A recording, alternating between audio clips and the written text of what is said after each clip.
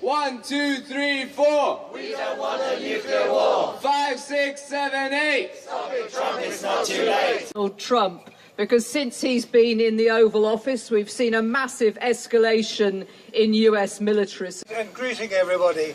I have to say, for the first time in my life, I feel a little uncomfortable. I feel uncomfortable because we're actually at an incredibly dangerous moment in history, in that President Trump has the ability, and the will indeed, to use nuclear weapons. They're not things you can use one-off, start a nuclear war, and it's a catastrophe for the entire world. In North Korea, and he's not been mentioned so far, is Kim Jong, also, I think, an unbalanced person who's determined to put the Americans somehow to shame or whatever by firing missiles here and there. He can already fire missiles at any city in Japan or any city in South Korea if he wants to. So what we're dealing with is two, I think, rather unbalanced people. Two people. And the position now is not just to shout at one or the other, but to try and find some way of descaling this thing so they can begin to be humane and talk to each other in some fashion, or some intermediaries can talk to each other, because the dangers are enormous. Thanks to everybody for coming. Donald Trump, when he campaigned for election, if you look at what he said in his rallies that he said he was against war. And that's one reason some people voted for him. He said that the intervention in Iraq had been wrong, that the intervention in Afghanistan had been wrong. In fact, Donald Trump said after he was elected that the problem with American wars was that they kept losing the wars, and he wanted to have a war that they could win.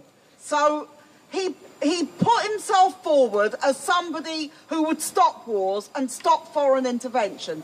Now, he has been in office less than 100 days, and what has he done militarily? Firstly, he's going to spend $54 billion extra on the military in the United States. Secondly, weeks after he came to office, he attacked Yemen, killing women and children, and he backs the brutal Saudi bombing of Yemen, which is going on all the time. Then, a couple of weeks ago, what does he do? He launches 59 cruise missiles on to an airbase in Syria.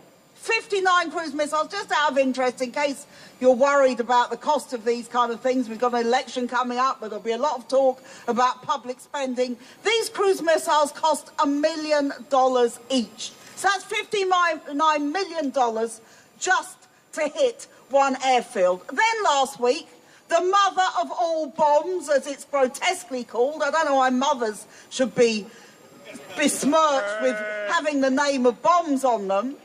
One of the biggest bombs, conventional bombs, that has ever been invented was dropped on caves and on a bunker used by IS in Afghanistan. No war! No more war! Down by the riverside and study war.